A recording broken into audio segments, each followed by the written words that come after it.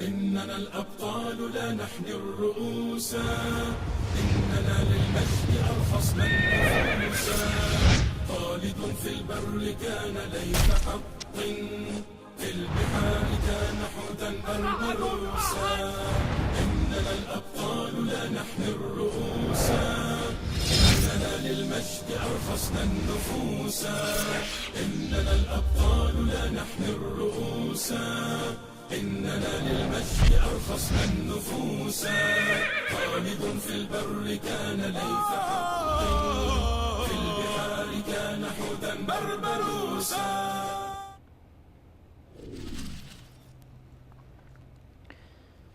بسم الله الرحمن الرحيم.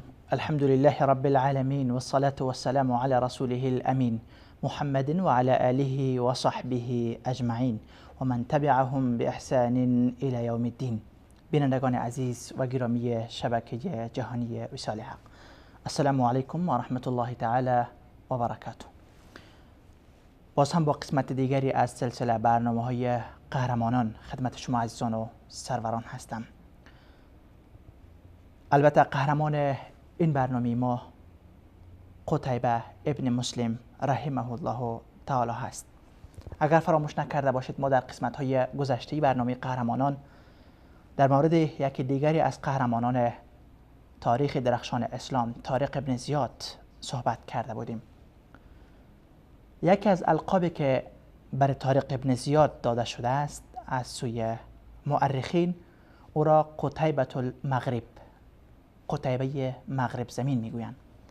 پس قتیبه امروزی که ما در موردش صحبت میکنیم، قتیبه ابن مسلم، فاتح مشرق بود. برای افتخار و جایگاه قتیبه ما همین کافی هست که طارق ابن زیاد را با نام این مسمی میکردن رو او را قتیبه مغرب میگفتند. قتیبه ابن مسلم رحمه الله تعالی فاتح مشرق در سال 49 هجری به دنیا آمد. البته پدرش که مسلم نام داشت از همراهان مصعب ابن زبیر رضی الله عنه بود. وقتی که عبدالله ابن زبیر رضی الله عنه خلیفه مسلمانان در حجاز و در مکه مکرمه بود، پدر قتیبه که مسلم نام داشت همراه مصعب ابن زبیر بود، یکی از عساکر و یکی از افراد مصعب ابن زبیر بود. پس از این معلوم می شود که قتیبه ابن مسلم نیز در خانواده جهاد به دنیا آمده است. قتیبه ابن مسلم مثل سایر فرزندان مسلمانان از کودکی قرآن را آموخت و علوم ابتدایی شرعی را آموخت. همراه با علوم اسلامی در میدان شمشیرزنی و نیزه زنی و شهسواری و اسب سواری نیز تدریب و تربیت یافت. در همان سن جوانی توجه فرماندهان بزرگ خانواده بنو امیه را به خود جذب کرد. محلب ابن ابی صفره که والی خراسان از سوی حجاج ابن یوسف یا از سوی ولید ابن عبدالملک خلیفه اموی بود، وقتی که این جوان قتیبه ابن مسلم را دید متأثر شد. به حجاج گفت این جوان میتواند در آینده یک فرمانده خوبی باشد، یک سپهسالار خوبی باشد، باید از این جوان استفاده کرد. قتیبه ابن مسلم را اولا حجاج نزد خود خواست و بعضی آزمایش‌های بالای او جاری کرد و از او امتحان گرفت تا ببیند که واقعاً قتیبه ابن مسلم شخصی هست یا کسی هست که میتوان در میدان نبرد بر او اعتماد کرد و برای او یک مسئولیت بزرگی از جبهات اسلامی را به او سپرد یا خیر. در امتحانات حجاج ابن یوسف قتیبه ابن مسلم پیروز شد. وقتی که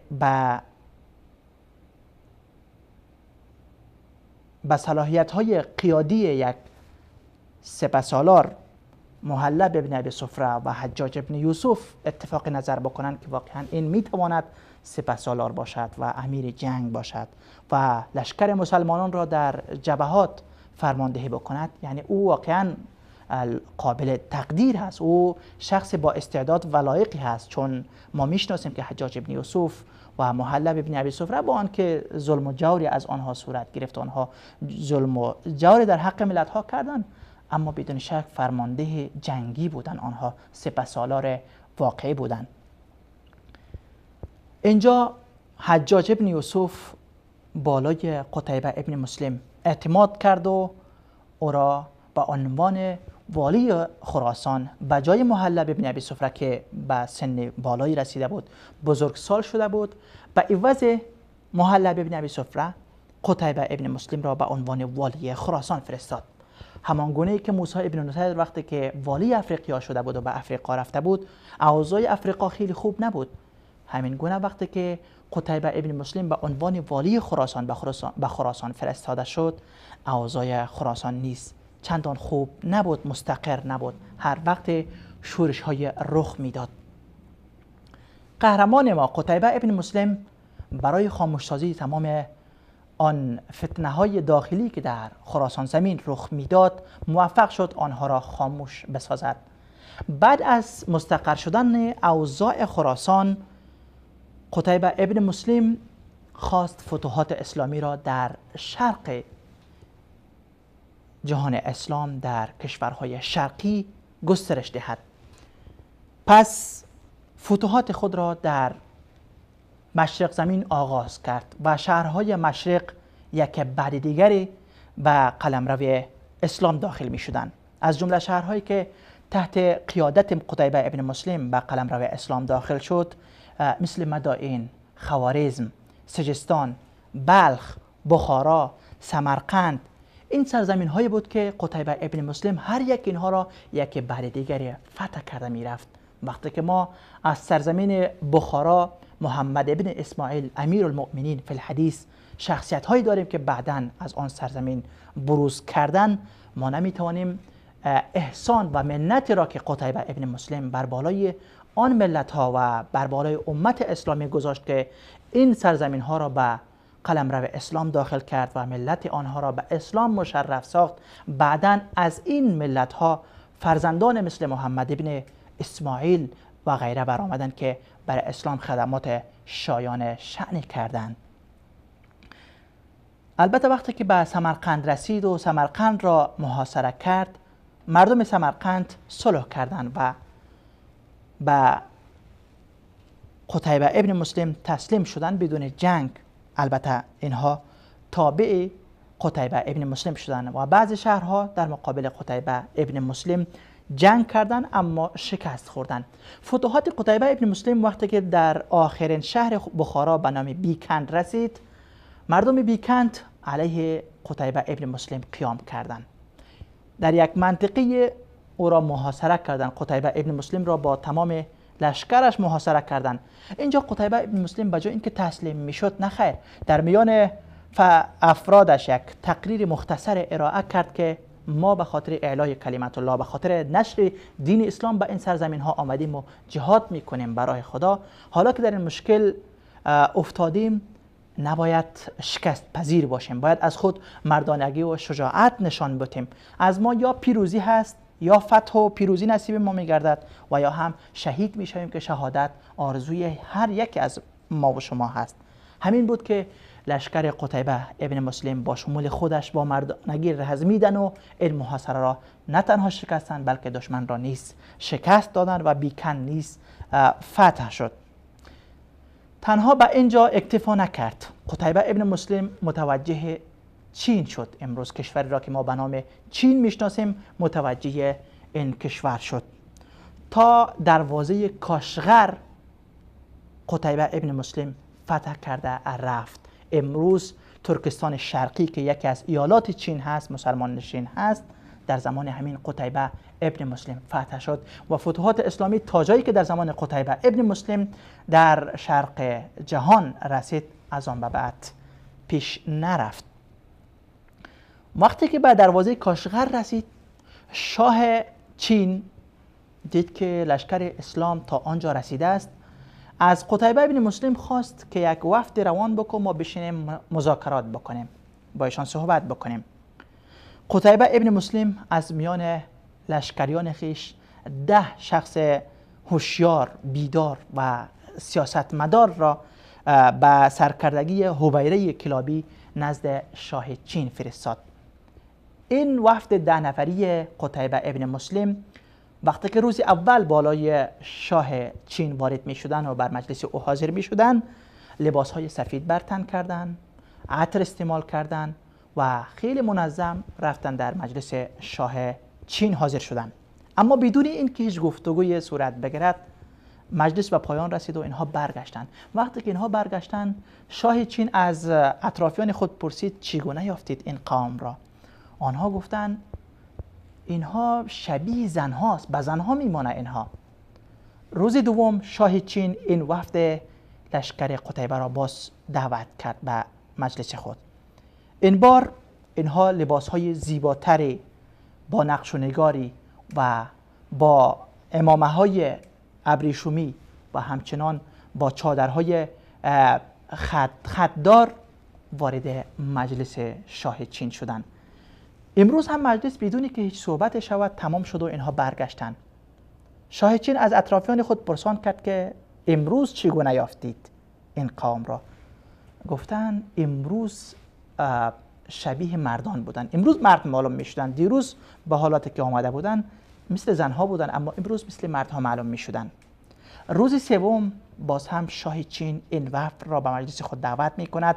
این بار هویره کلابی با همراهان خود لباس های جنگی می پوشند، زره های آهنی را به سر می کنند، شمشیر و نزه های خود را به دست می گیرند و اسبان خود را قمچین می کنند و سوی شاه چین می روند.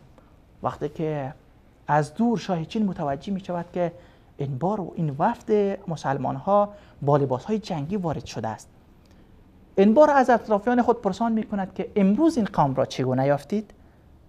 گفتند امروز اینها را ما قسمی دیدیم که قبل از این چنین انسانهایی را ندیده بودیم. اینها واقعا انسان نیستند بلکه یک مخلوق دیگری معلوم می شوند، خیلی خطرناک و وحشتناک معلوم می شوند. خب بعد از این امتحان شاه چین گفت امیر شما وفد 10 نفری که نزد من آمدید کسی هست نزد من بیاید. هویره کلابی نزد او حاضر شد و گفت من از تو یک سوال میکنم، اگر سوال من را درست جواب داده خوب، اگر نه همه شما 10 نفر را میکشم. گفت بپرس چی میپرسی؟ شاه چین گفت شما در 3 روز با 3 شکل و با 3 لباس مختلف به مجلس من وارد شدید، علت چی بود؟ گفت خب ما در روز اول لباس های سفید و عطر استعمال کردیم، خیلی منظم آمدیم. این لباس فامیلی ماست، یعنی این لباس را ما در خانواده در میان خانواده خود می پوشیم.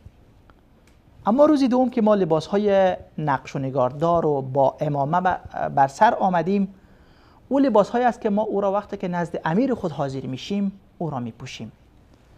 اما لباسی که روز سوم ما پوشیدیم خود دیدید که لباس جنگی بود، ما او را در مقابل دشمن خود می پوشیم. شاه چین گفت شما خب تدبیری خوبی سنجیدید.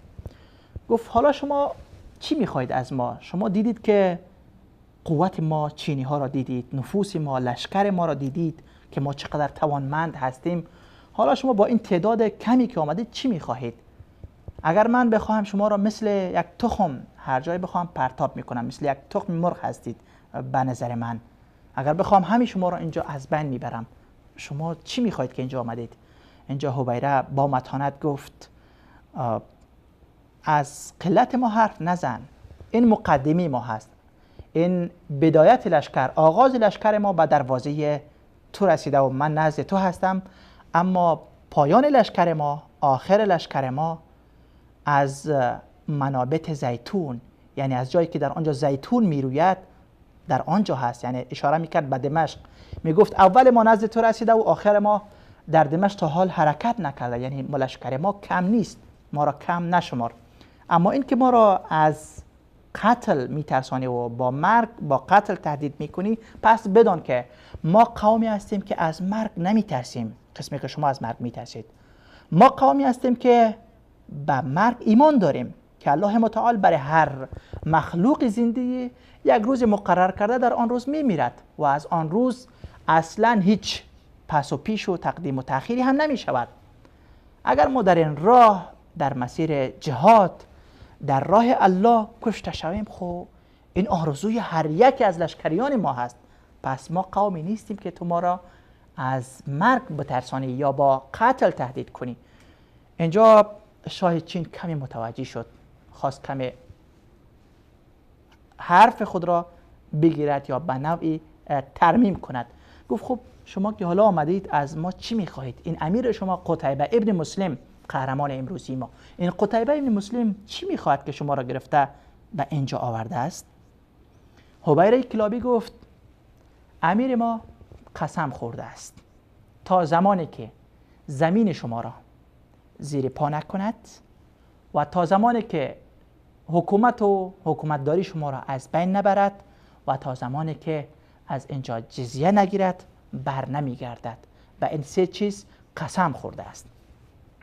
شاه چین اینجا ترسید، خواست یک راه حل ایجاد بکنه، پیدا بکنه که از این مشکل خدا نجات بده. گفت خب ما کاری میکنیم که قسم امیر شما قتیبه ابن مسلم را بجا میاریم.